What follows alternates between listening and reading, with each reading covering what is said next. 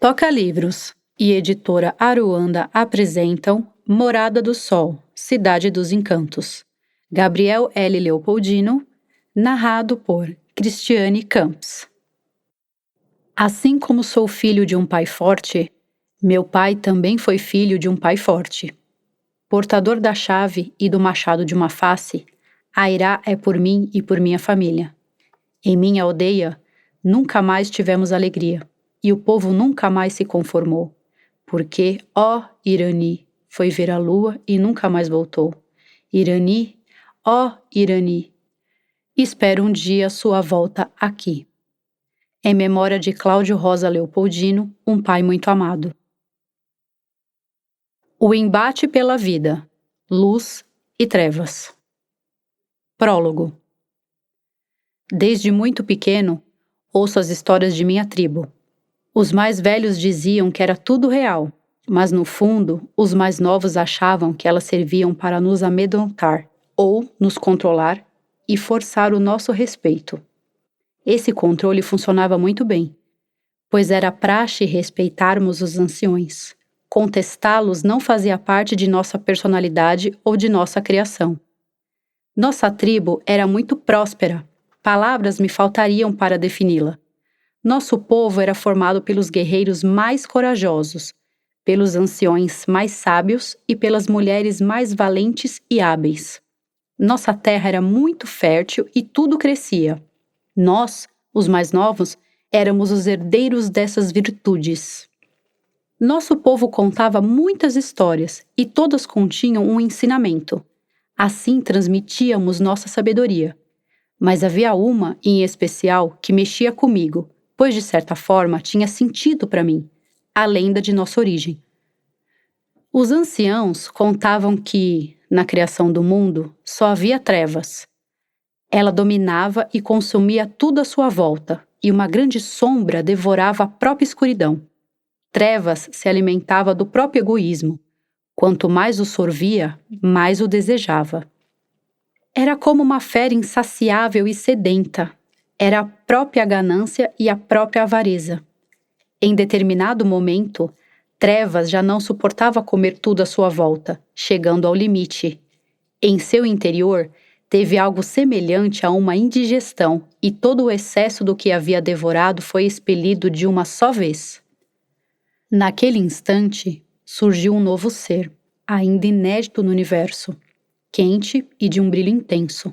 Era luz. Nasceu totalmente perdida e desorientada.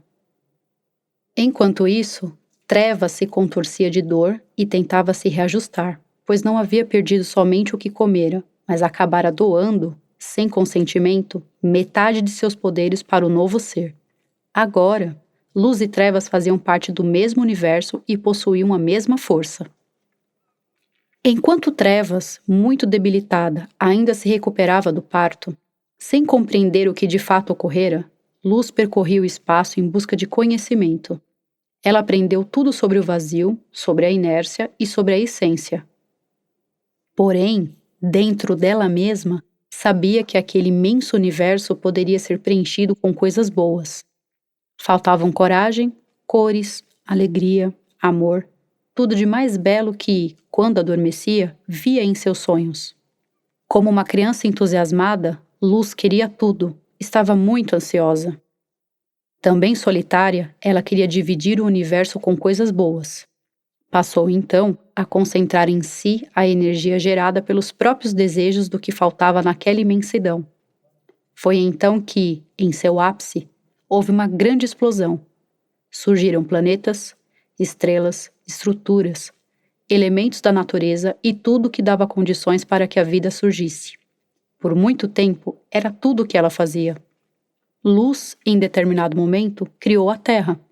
Criou os animais, as plantas, as árvores, os frutos, as folhas, os ventos, a água, o mar, a chuva, as montanhas, o fogo, tudo o que existiu e tudo o que existe.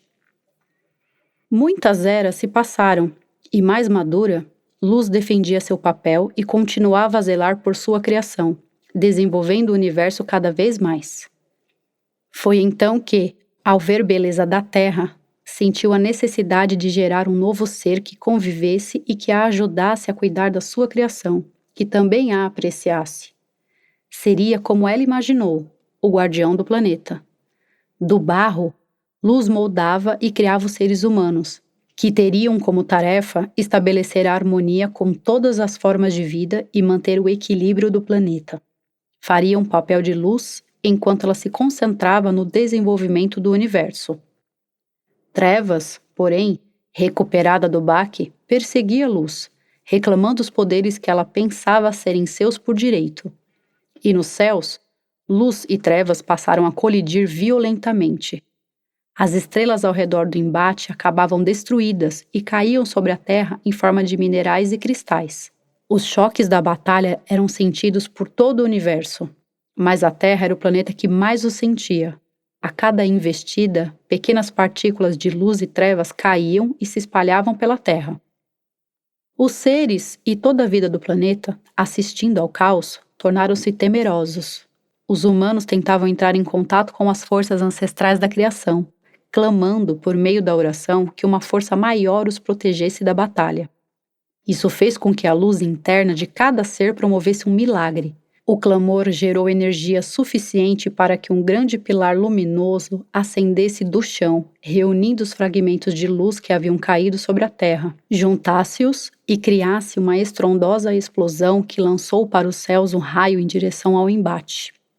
O raio se tornou um guerreiro alto e forte que possuía adornos nas pernas e nos pés, e tatuagens brilhantes que refletiam a luz que vinha do interior do corpo dele.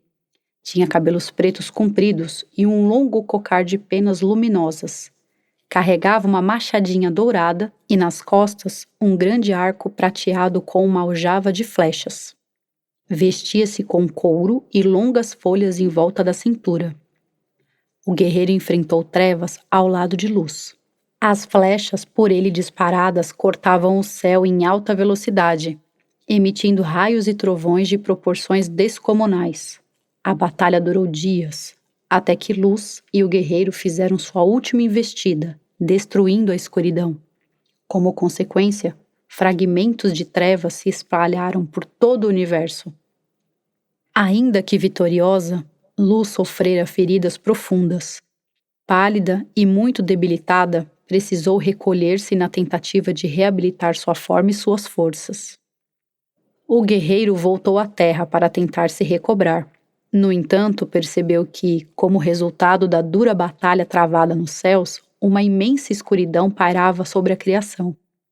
Em busca de algo para reverter a situação, encontrou uma grande rocha, retirou-a do chão e, com sua machadinha, lapidou-a no formato esférico. Coletou pequenos fragmentos de luz do cocar, acrescentou-os à grande esfera e, com toda a sua força, arremessou-a aos céus. A rocha iluminaria a vida na escuridão. Assim nasce Jaci, a grande lua brilhante, responsável por zelar por toda a criação diante de trevas. É a senhora da intuição, da beleza do oculto, do místico. Jaci é a grande mãe que ampara. O guerreiro voltou-se para os humanos e se identificou como Tupã, filho da luz. Sua voz parecia um trovão e sua força era descomunal, gerando certo medo e muito respeito da tribo. Suas ordens não eram discutidas, mas colocadas em prática. Ele ensinou seu povo a se proteger, a dominar o fogo e a construir ocas, arcos e flechas. Ensinou a linguagem dos encantados para que se comunicassem com os espíritos que guardam o planeta e o universo. Tupã não sabia se os embates haviam terminado. Portanto, até o retorno de Luz, ensinar o povo era o melhor a ser feito. Tupã ensinou tudo o que podia aos seres humanos, preparando-os de todas as formas, exatamente como um pai faz com os filhos. E quando pressentiu que a paz reinava, partiu em busca de Luz, que já não emanava sinais dos céus havia muito tempo, e isso o preocupava muito. Tupã tinha uma forte ligação com Luz. Não sabia por onde começaria a busca, mas sabia de onde vinha o chamado. Luz o invocava, ele podia sentir. Após muitos dias de busca, Tupã encontrou Luz em um dos cantos do universo enfraquecida, sem o mesmo brilho. E estava ainda mais debilitada. O que está acontecendo, minha mãe? Carrego muitos ferimentos da batalha. Perdi muito de minha essência. Logo deixarei de existir, e isso dilacera meu coração, pois tudo o que eu queria era cuidar de meus amados filhos. Minha mãe, não se preocupe. Já fiz isso. Dei a eles toda a minha sabedoria. Eles já sabem se cuidar e logo vão crescer e prosperar graças à Senhora. Muito obrigada, meu filho. Graças a você poderei partir em paz. Não, minha mãe. Ensine-me a fazer algo pela Senhora. Permita-me prolongar sua vida. Deixe-me curá-la. Quero continuar a cuidar de todas as vidas. Quero estar com a Senhora para sempre. Luz e trevas fazem parte da mesma força. Agora que os fragmentos dela estão espalhados pelo universo, minha força também diminuiu. É o meu destino. Desolado, Tupã a embalou em um grande, tenro e amoroso abraço, e suas lágrimas cobriram Luz. Foi quando um milagre aconteceu. Tupã e Luz se misturaram como dois pilares de energia em uma dança cósmica. Uma grande explosão luminosa retumbou e aqueceu todo o universo. Tupã e Luz se tornaram um único ser e passaram a arder como uma gigantesca estrela. Transformaram-se em Guaraci, o grande sol, e passaram a aquecer toda a criação. Eles continuam a projetar a vida e a esperança a todos os seres.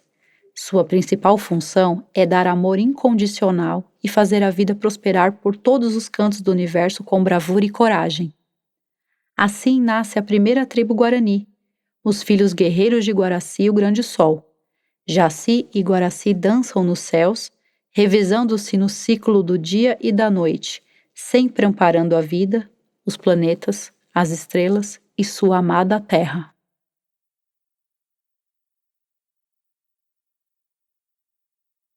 Filhos do Sol, capítulo 1. Os Guaranis se adaptaram ao novo cotidiano. Não mais contavam com a assistência de Luz, nem com os conselhos da sabedoria de Tupã. Teriam de caminhar com a própria vontade e coragem e continuar a exercer o papel deixado por Luz, cuidar do planeta. Eles zelavam pela terra, conversavam com os rios, absorviam os conhecimentos das plantas, colhiam frutos, construíam arcos, flechas, machadinhas e mantinham a vigília de suas terras, seguindo os conselhos de Tupã. Os animais, de acordo com sua natureza, se comunicavam de diversas formas com os humanos, ajudando-os a manter a harmonia e o equilíbrio da tribo. Os gestos e hábitos dos animais contavam histórias e traziam informações de terras longínquas. Para os Guaranis, a natureza possui um jeito peculiar de manter a paz. O pássaro come formigas e, quando morto, é a vez de formigas o comerem.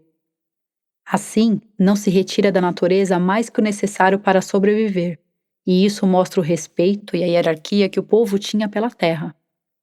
Os seres humanos cuidavam de um campo florido, uma pequena homenagem a Guaraci como forma de gratidão pelo grande sacrifício que havia feito.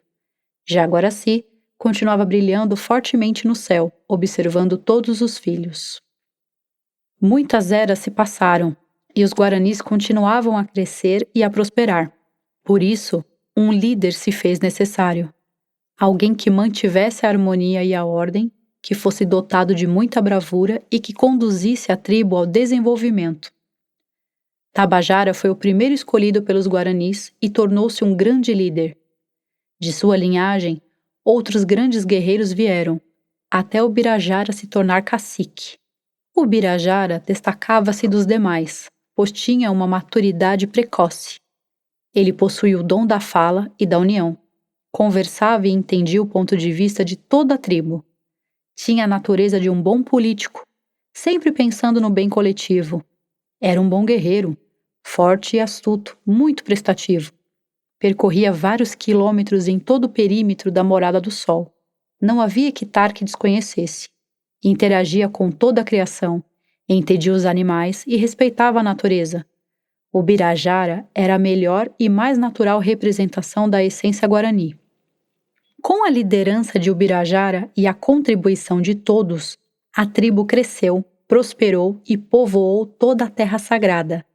Eram tantos que Ubirajara e os mais velhos se reuniram e decidiram que era hora de pequenas caravanas saírem em busca de novas terras para que os guaranis se expandissem. E assim foi feito. Grupos com os exploradores e os guerreiros mais corajosos partiram em busca de locais propícios à instalação de novas tribos. Geralmente, as expedições eram guiadas pelos animais que já estiveram ali, facilitando a adaptação das pequenas tribos. Locais com um rio correndo próximo, uma boa planície para cultivar ervas, frutas e legumes. Enfim, uma morada do sol em cada parte do mundo. Vários pequenos grupos tiveram sucesso, e a tribo principal deu origem a outras 4. A tribo dos lobos cinzentos, a morada da lua crescente, a tribo da pedra quente e a morada das estrelas. A primeira recebeu esse nome porque foram os lobos cinzentos que guiaram os exploradores. Ela ficava entre uma clareira e uma grande caverna, da qual vertia água fresca e límpida e a luz natural entrava pelas fendas. Por ser uma região mais fria, fogueiras eram acesas na entrada da caverna à noite, aquecendo os que estavam ali dentro. Lobos e humanos dormiam juntos e o calor de todos tornava o ambiente mais agradável. Apesar do aspecto mais agressivo, eram amistosos e trabalhavam muito bem coletivamente. O papel de cada um era importante para a sobrevivência de todos. Por conta disso, ficaram conhecidos por sua lealdade e seu trabalho em grupo. Agará, um guerreiro destemido e determinado, era o líder da tribo. A morada da lua crescente foi encontrada por uma jovem que acompanhava os exploradores. Eles montaram um acampamento e, durante a noite, ela sonhou com um local que brilhava intensamente. A jovem acordou assustada, mas crente de que se tratava de uma visão. Chamou todos os companheiros, contou o sonho e, no mesmo instante, levantaram o acampamento e seguiram a intuição da moça. Após cruzarem uma pequena mata fechada, chegaram ao local. Havia árvores com copas mais baixas de face escalada e muitas corujas. A clareira não era grande, mas havia pedras que serviriam de alicerce às futuras ocas. A tribo recebeu o nome devido a um belo lago que ficava próximo, e quando a lua crescente estava em seu ponto mais alto, ele refletia uma luz intensa, criando um espelho gigante.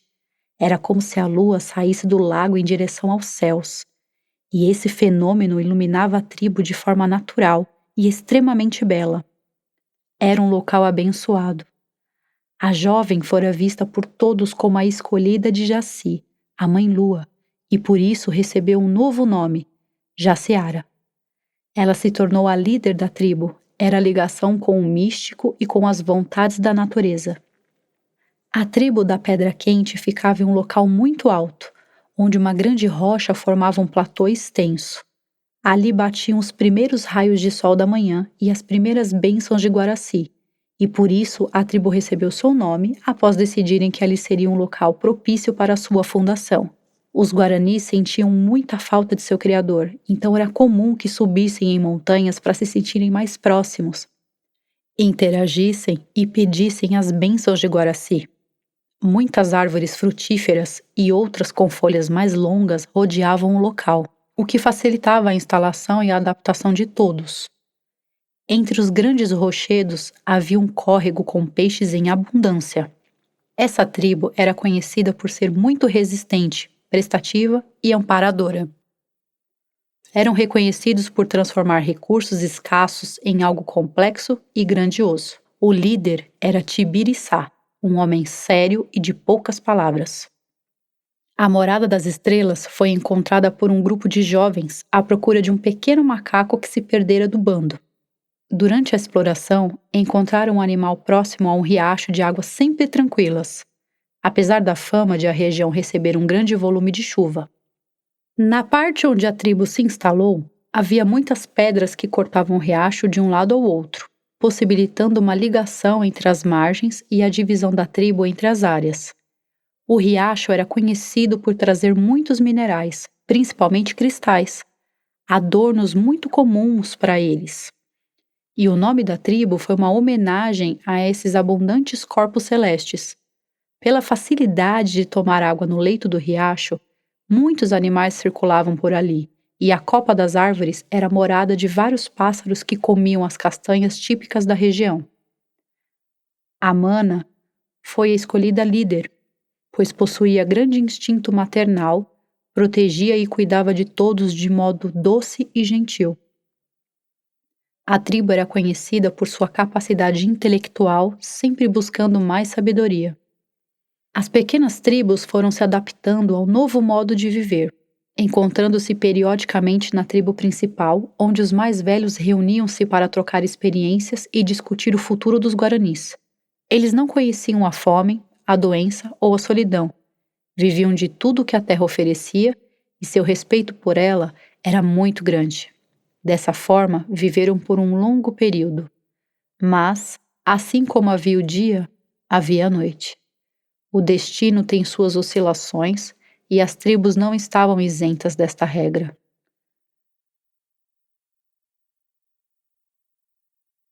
O sussurro venenoso. Capítulo 2. O desenvolvimento das tribos transcorria bem e as trocas de informações e de mercadorias entre elas eram um fator determinante. Alguns guaranis ficaram responsáveis pelo transporte de legumes, verduras, bebidas, ferramentas, lenha e cristais entre as tribos, e principalmente pela troca de mensagens entre os líderes. Xandoré, um dos transportadores, vivia na Morada do Sol com os pais e os 4 irmãos mais novos. Como o pai trabalhava na plantação, Xandoré viu-se obrigado a prestar serviços fora da tribo onde nascera. Ele não gostava do trabalho, mas preferia evitar confrontos e a desonra da família.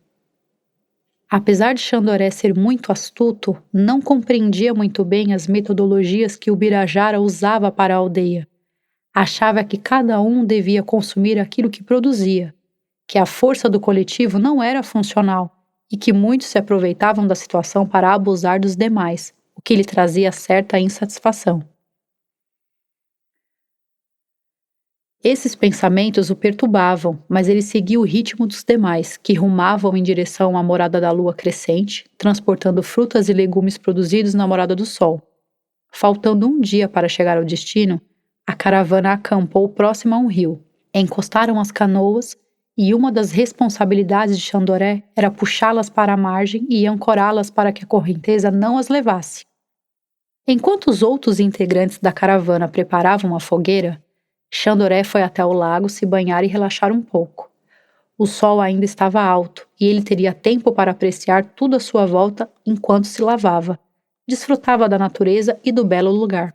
Sentia muita falta da família. Gostava de acompanhar o crescimento dos irmãos, que adoravam suas brincadeiras, e da presença dos pais, que lhe passavam segurança.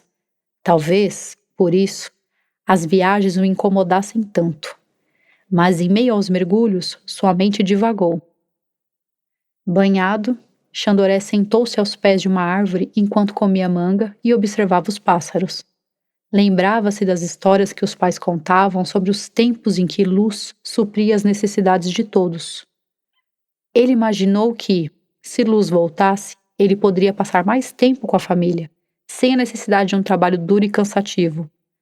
Porém, sabia que aquela era uma divagação inútil, pois não sabia nada sobre magia, nem por onde começar uma busca para reverter a situação. A comida estava pronta e as tendas montadas. Xandoré comeu os legumes e resolveu dormir mais cedo naquela noite, pois o combinado era levantar em acampamento antes de o sol nascer. Xandoré dormiu profundamente e sonhou. Viu-se em uma tribo abandonada e destruída com uma pequena fogueira que ainda queimava no centro. Enquanto se aproximava da fogueira, viu um vulto movimentando-se rapidamente.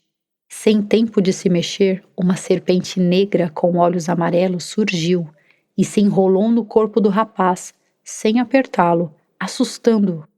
Antes que ele pudesse gritar, ela disse: "Veja se não é um menino fraco. O que faz por aqui?" "Também não sei. Quero voltar para minha oca. Tenha piedade. Solte-me, por favor." "Por que eu faria isso?" Não me divirto há tempos. Por que não brincamos um pouco? Com o hálito da serpente próximo à face do rapaz, Xandoré respondeu: Sou inocente. Não fiz nada com você. Deixe-me ir. Inocente? Haha! Não há inocência alguma aí. Sinto o cheiro de sua maldade. Não a vejo, mas está escondida em algum lugar. Talvez se eu te apertar um pouco.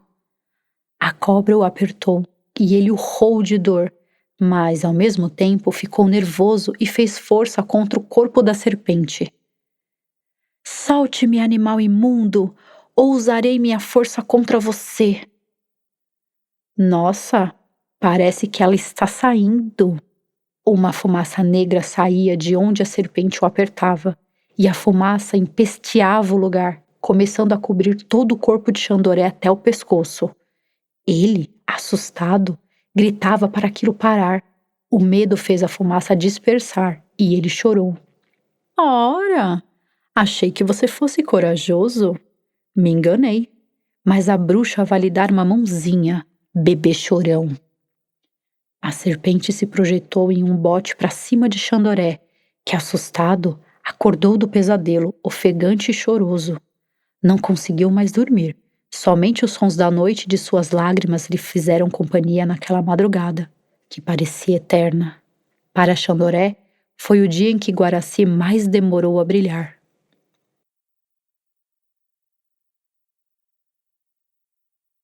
Sementes do Amor, capítulo 3. Namorada da lua crescente, o silêncio era colossal. A luz refletida em seu espelho estava mais fraca que o comum, pois havia muitas nuvens no céu. Jaciara já estava acordada antes mesmo de a lua descansar e de o sol mostrar os primeiros raios. Algo a incomodava. Havia uma perturbação nas forças da natureza, algo que não devia estar ali. Mas o quê? Jaciara não sabia explicar. Focou a visão no lago e, de relance, viu uma sombra esguia se projetar de lá. Esfregou os olhos e não viu mais nada. Ignorou, achou que eram coisas de sua cabeça. Devia estar com sono ou era apenas a sombra das nuvens. O sol nascia e, enquanto Jaciara assava algumas batatas na fogueira, duas presenças se aproximaram sorrateiramente por detrás dela. Um grande barulho se fez ao lado da líder da tribo, que se virou assustada para ver o que ocorrera. Um cesto cheio de cabaças estava caído ao seu lado. Algumas ainda rolavam no chão perto de seu pé. Confusa, analisava a situação e nada tinha sentido. Aproximando-se do cesto, Jaciara ouviu passos, seguidos de risos, contrários à sua direção. Ela abaixou a cabeça e, quando se virou, à fogueira para ver as batatas, percebeu que tinham desaparecido. E tudo começou a ter sentido. Ela riu da situação, pegou o cajado e foi em direção às pegadas silenciosamente. Os passos avançavam em direção ao meio da mata. E ao caminhar, Jaciara viu os arbustos se mexendo rapidamente. Ela continuava andando lentamente até onde sua intuição mandava. Chegou a uma árvore derrubada por um vendaval dias antes, e por detrás dela, risos ecoavam mais alto. Jaciara correu e pulou à frente do som. As suspeitas de Jaciara se confirmaram. Eram suas afilhadas, Tissê e Jandira, que se assustaram com a presença da madrinha e ficaram com as bocas abertas cheias de batatas. A mestra delas não pensou duas vezes e pegou o cajado para aplicar uma leve punição, sem intenção alguma de machucá-las. Mas, ao levantá-lo, uma linda borboleta pousou sobre ele. Jaciara desarmou-se, a situação tornou-se mais descontraída e as meninas voltaram a respirar. As três riram. Quer dizer que as duas gostam de enganar sua mestra, é isso? Foi ideia da Tissê, eu apenas a segui. Por acaso foi uma ótima ideia, pensou Jandira. Sim, a ideia foi minha, porém fiz isso para ajudá-la, mestra. Para me ajudar? Como seria essa ajuda? Pense bem, se fosse alguém de espreita tentando algo contra a senhora, isso seria um grande problema, não? Ajudei a senhora a apurar seus instintos. Você tem razão. Muito obrigada. Jaciara rapidamente deu um toque com o cajado na cabeça de Tissê. Você precisa melhorar os seus também, não acha? Pondo a mão na cabeça, Tissê respondeu. Preciso sim, por isso a senhora é a mestra, e eu a humilde discípula. De humilde, Tissê nada tinha, mas a inteligência lhe pintava do que quisesse. E você, Jandira? Eu o quê? A inteligência era um mal de família. O que me diz deste assunto? Digo que a senhora faz batatas como ninguém. Jaciara deu um leve toque na cabeça de Jandira também. O que posso dizer é que meus reflexos ainda são imaturos perante sua grandeza. As três riram de novo. As gêmeas, de aproximadamente 15 anos, tinham os cabelos compridos com flores adornando-os e andavam sempre pintadas, usando tangas terracota, pois não gostavam de se cobrir. A inteligência era algo que lhes sobressaía. Com a mente, resolviam tudo rapidamente.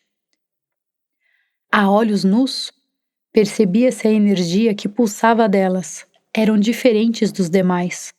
Estavam na fase de se tornarem mulheres, mas para Jaciara, o tempo não havia passado desde o parto das gêmeas. Penso que já concluíram o que pedi, não é mesmo? Penso que devíamos correr em concluir, disse Tissê, levantando-se e preparando-se para sair correndo. Espere por mim, Tissê!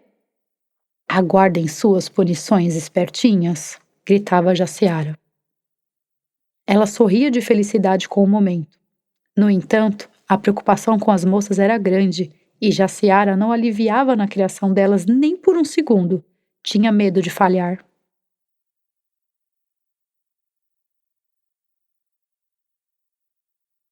Guardião da Luz da Lua. Capítulo 4. Jaciara carregava um fardo de extrema importância e responsabilidade. A verdade sobre o que acontecera alguns meses antes de as meninas nascerem. Moacir e Potira sempre contribuíram ativamente para o crescimento da tribo. Ao lado de Jaciara, os dois se destacavam na luta por seu povo. Dificilmente havia ocas na qual não tivessem feito algo. Eram uns dos primeiros a se levantarem e um dos últimos a se deitarem. Conheceram-se e apaixonaram-se durante o contato diário. E a cada dia um aprendia mais sobre o outro. Já não sabiam se faziam pela tribo ou pela felicidade que sentiam ao passarem o dia juntos. Quando o amor não cabia mais no peito, resolveram entrelaçar os próprios destinos e pediram que Jaciara abençoasse a união. Foi o primeiro casamento da tribo, defrontes ao lago sagrado, em uma noite estrelada, iluminada por Jaci e pela grande fogueira. Tudo estava lindo. Ambos ofereceram o melhor que tinham ao outro, e naquela mesma noite, dentro de uma oca que eles mesmos haviam construído, consumaram todo o seu amor com ternura, descobrindo e conhecendo cada palmo do corpo do outro. A alegria reinava naquela morada, e por que seria diferente? Haviam se adaptado muito bem. Moacir achava que aquele era o ápice de sua felicidade, até descobrir que seria pai. Sentiu todo o corpo tremer como se tivesse recebido uma rajada de vento quente e forte, e achou que iria ao céu, ao lado de Guaraci. A família estava crescendo e eles se amavam cada dia mais. Moacir zelava pela saúde da esposa e do bebê, e por orientação de Jaciara, Potira passou a fazer serviços leves em casa, o que não a agradava, pois tinha sangue guerreiro nas veias, gostava do bruto e de ser útil a todos. Com o tempo, Potira se entristeceu e seus dias tornaram-se solitários e vazios. Por mais amor que Moacir lhe desse, ela acreditava que o esposo estava mais interessado nos afazeres da tribo que na própria família. Potira começou a desconfiar de todos, inclusive de Jaciara. Pensava que tudo era uma manobra para manter o esposo afastado da família, talvez até para Jaciara tomá-lo para si. Já não era a mesma. A tristeza fez morada em Potira. Perto do 4º mês de gestação, ela começou a sentir alguns incômodos no ventre, principalmente à noite. Jaciara, então, passou a lavar a barriga de Potira com as águas do lago, pois isso acalmava as dores. Em uma dessas noites, enquanto Jaciara pegava água no lago, viu uma bela corça de longos chifres e muito iluminada. O animal bebia água distraído. Ela nunca tinha visto nada igual. A corça era bela como o próprio luar. Curiosa e, ao mesmo tempo, admirada, aproximou-se e acariciou o dorso do animal. Mas o toque foi inexplicável. O bicho aparentava ser de pele, carne e osso, mas era de vento quente. O animal olhava profundamente para ela, como se visse a alma de Jaciara, como se a conhecesse muito bem, melhor que ela mesma. A corça entrou mata dentro, calmamente, e Jaciara seguiu no mesmo passo. O animal emitia luz, o que facilitava segui-lo pela escuridão da floresta. No entanto, por um momento, uma nuvem densa escondeu a lua e o animal também se apagou. Um sussurro sinistro fez Jaciara tremer e todo o seu corpo se arrepiar. Ela se ajoelhou sem forças, ao mesmo tempo em que uma escuridão absoluta tomava conta do ambiente. Sentiu medo, angústia, solidão, tristeza, tudo de uma só vez, e chorou como se a esperança a tivesse abandonado. Em um piscar de olhos, tudo voltou ao normal, mas havia sido tão intenso que parecia ter durado uma eternidade. Quando a lua voltou a brilhar, Jaciara secou os olhos e se levantou, apoiando-se em uma árvore próxima. Estava ofegante, sentia como se a vida tivesse abandonado seu corpo. Foi se recuperando aos poucos e agora, mais lúcida e centrada, voltou a procurar o animal, mas viu apenas uma clareira iluminada pela luz da lua. Pensou em desistir, achava aquilo uma loucura, mas em seu íntimo sentiu um chamado, sabia que estava seguindo o caminho de seu destino. Ergueu a cabeça e caminhou até lá. Ao chegar, avistou a corça no centro da clareira, ao lado de um homem, sentado em uma grande rocha. Estavam de costas para Jaciara, mas ambos brilhavam intensamente, e por isso ela não os via com detalhes.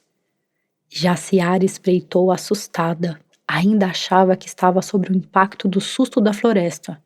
Mas antes que pudesse fazer qualquer movimento, o homem disse: "Boa noite, minha irmã. Como vai?" Falando em boa noite, Jaci parece mais bela que nunca, não acha? O corpo de Jaciara gelou. Como ele a viu ali? Jaci continua respeitando a própria natureza. Brilha intensamente, afastando trevas. Mas trevas se esconde em lugares que nem a luz dela pode alcançar. Não pela força, mas quem as esconde não quer a presença de Jaci. Na verdade, não quer a presença de ninguém. O homem falava tudo isso enquanto afagava carinhosamente a linda corça. "Vem aqui, aproxime-se, sente-se comigo, não lhe farei mal." Jaciara foi liberta do transe e voltou a respirar. Com passos curtos, foi em direção ao homem, que continuava de costas. Ao se aproximar, pôde observar mais detalhes e teve a certeza de que nunca o tinha visto. Ele não tinha porte de guerreiro, tinha estatura baixa e traços delicados, enigmáticos. A fala mansa, a tranquilidade e a segurança de quem sabe o que faz. Usava um par de brincos de penas, um cocar pequeno, um fio com um pingente de cristal brilhante no pescoço, braceletes finos branco perolados e na cintura um saiote feito com algo que parecia pele, mas na mesma cor dos braceletes. Também carregava uma bolsa lateral visivelmente cheia. No pé direito, um pequeno fio com um guizo que, com qualquer movimento, tilintava como se pequenas gotas caíssem no lago. A paz e a tranquilidade que ele emanava, cada vez mais, convencia Jaciara de que se tratava de um ser supremo que a levaria para o grande Guaraci. Respire fundo. As flores estão nos agraciando com o mais doce perfume. As bênçãos estão aqui. Você sente? Jaciara não havia percebido, mas o cheiro era muito intenso e agradável, e de tão forte ela achou que era ela quem os exalava. Cheirou as mãos na esperança de descobrir como fazia aquela magia. O homem riu. Está em tudo, inclusive em você. A confiança que o homem passava era tão sedutora que, caso pedisse, Jaciara lhe daria a vida sem pestanejar. Jaciara sentou-se perto dele e ele sorriu em aprovação. Bem-vinda! E olhando para o animal, disse: Parece que meu amigo conseguiu transmitir o recado. Obrigado, irmão. A corça e o homem se encostaram pela fronte. Era um gesto de muito respeito, ternura e carinho, uma verdadeira reverência da alma. O animal olhou mais uma vez para Jaciara e partiu mata adentro.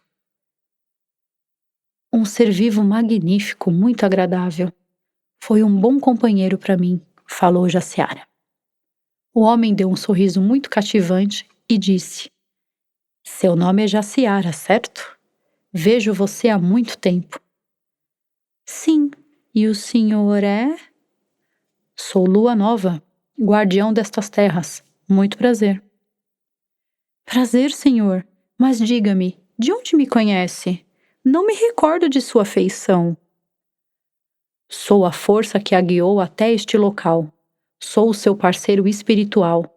Caminhamos juntos no mundo dos espíritos. Jaciara ficou confusa, mas ao mesmo tempo emocionada. Não sabia o que dizer nem o que fazer. Quando você dorme, costuma ir ao mundo do grande espírito, e muitas coisas lá são tratadas. Eu auxilio você, e você me auxilia. Somos parceiros. Jaciara começava a ligar alguns pontos em seus pensamentos. O senhor veio me levar para esse local? Eu deixei de existir na floresta?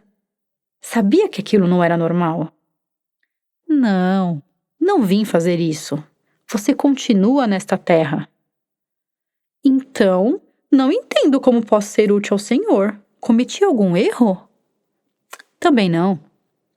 Então, sabe quem é o espírito da terra? Não. Pode me explicar? O espírito é a presença da Mãe Terra e de Deus. Ele avalia e decide a vida dos seres e cria, da melhor maneira, possibilidades de crescimento e evolução para os seres vivos.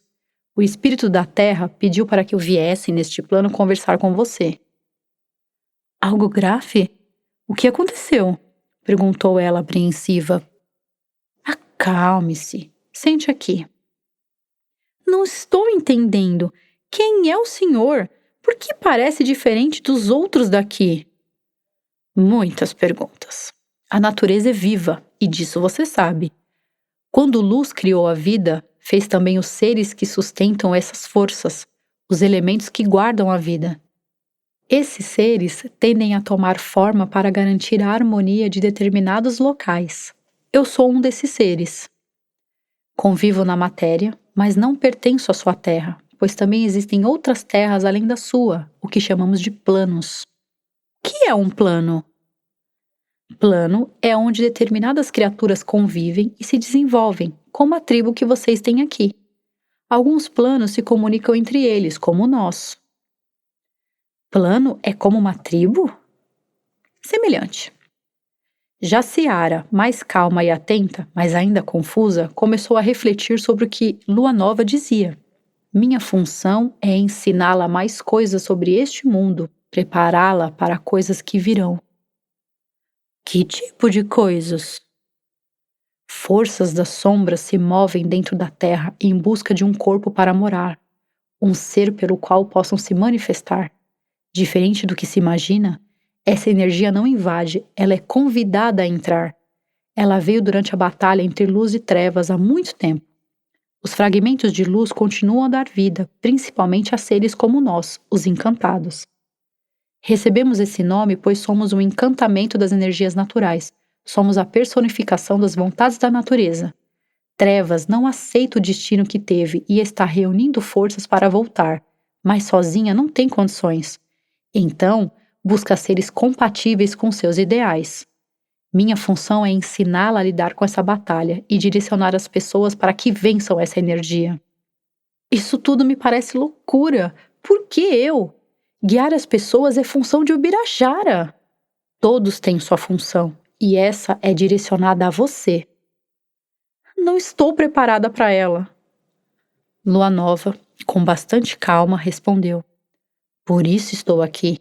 O que sentiu na floresta não foi nada comparado ao que Trevas pode fazer. Ela pode apagar as luzes do mundo e criar a escuridão eterna aqui. Então, somente haverá sofrimento e dor. O que por uns segundos aconteceu com você, acontecerá para todos pela eternidade. É isso que você espera para você e outros de sua tribo?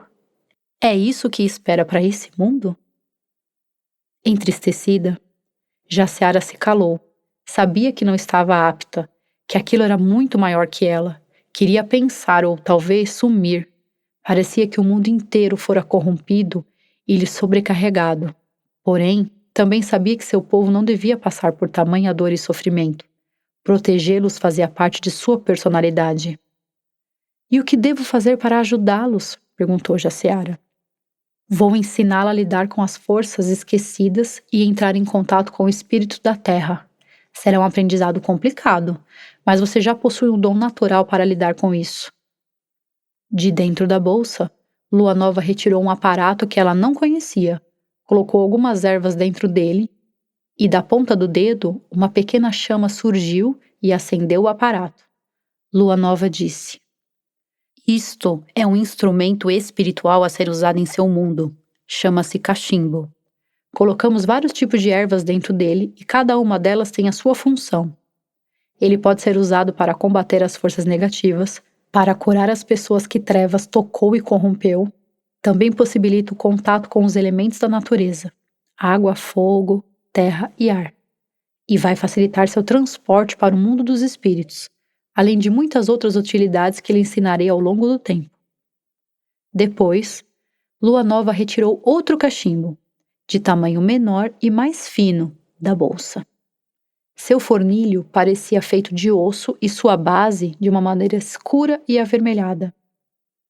Também retirou outra bolsa de couro. Este é seu, cuide bem dele. Neste saco estão algumas ervas para afastar os males. Use-as com sabedoria.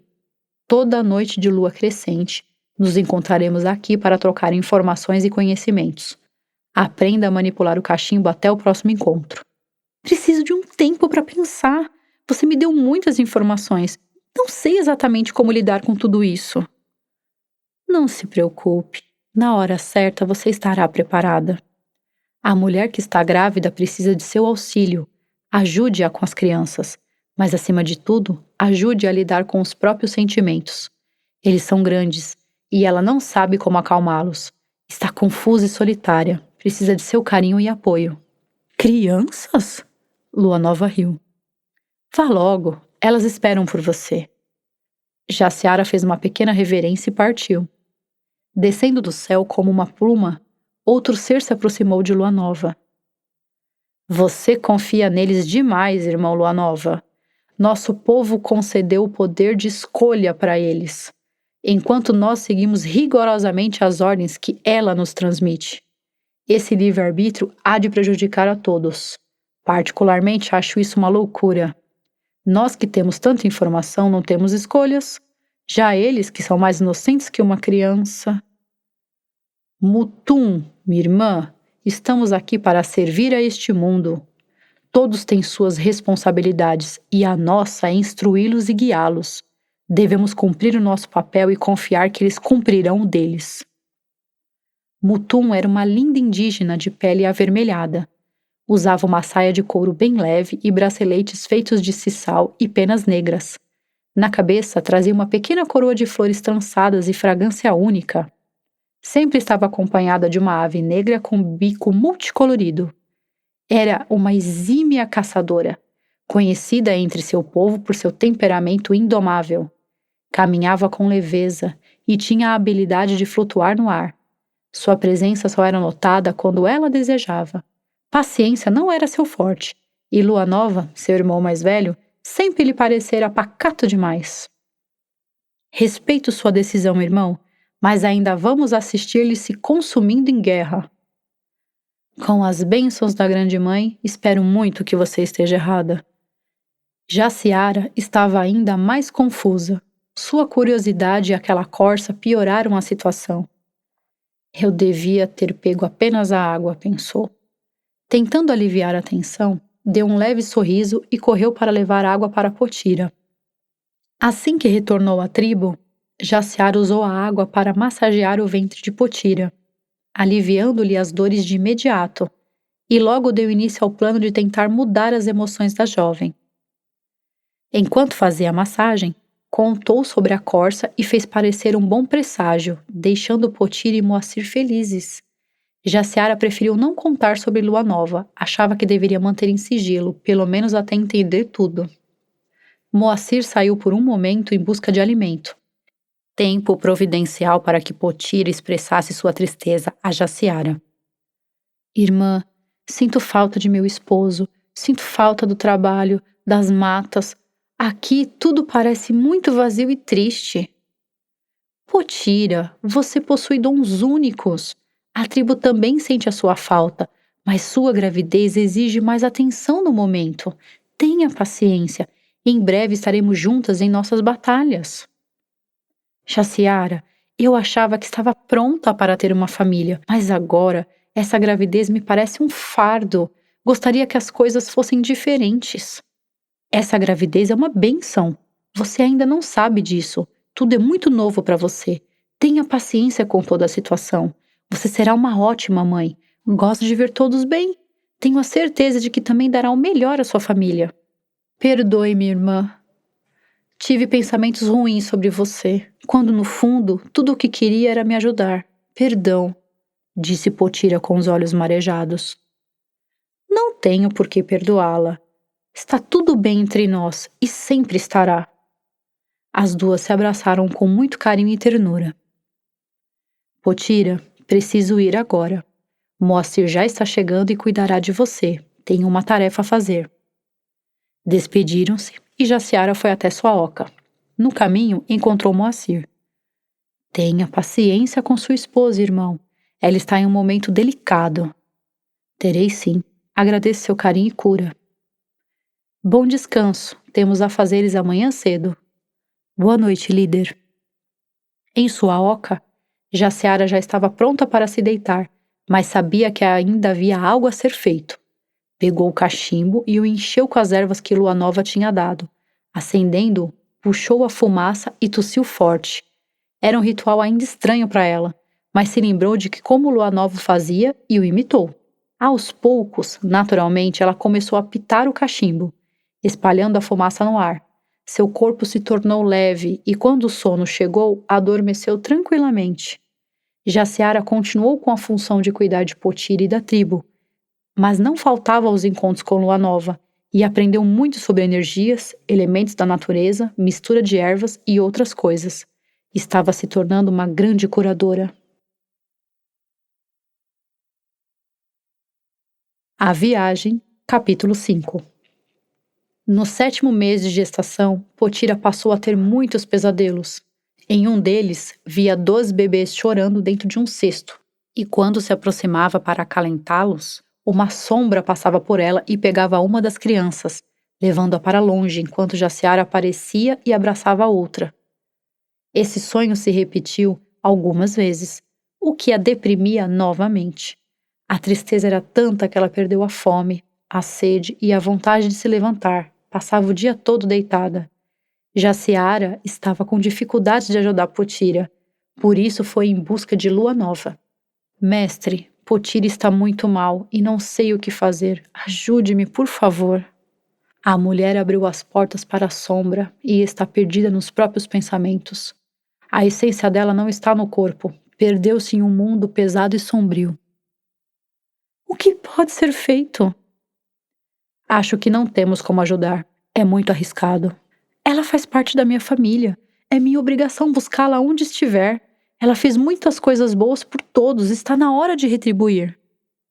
Lua Nova sabia o que Jaciara pensava sobre o assunto, mas não podia induzi-la a qualquer decisão. Isso devia partir dela. De dentro da bolsa, ele tirou um cristal reluzente e um punhado de ervas. Entregou-os a ela e deu algumas instruções. Estou indo para o mundo dos espíritos organizar nossa viagem. Prepare o corpo da mulher. Nos encontraremos lá. Mestre, nunca fiz isso. Como saberei se vai funcionar? Confie e siga as instruções. Em um leve salto, Lua Nova desapareceu. Jaciara foi até a oca de Potira, que estava desacordada, enquanto Moacir, desesperado, guardava o corpo da esposa. Jaciara explicou que os ajudaria, e para isso precisaria ir ao mundo dos espíritos. Moacir não entendeu bem, mas disse que cooperaria com o que pudesse. Ela se lavou e lavou o corpo de Potira com algumas folhas, conforme ensinou. Esperamos que você tenha gostado desta prévia. Para continuar ouvindo este audiolivro no Google Play Livros, use o link na descrição do vídeo.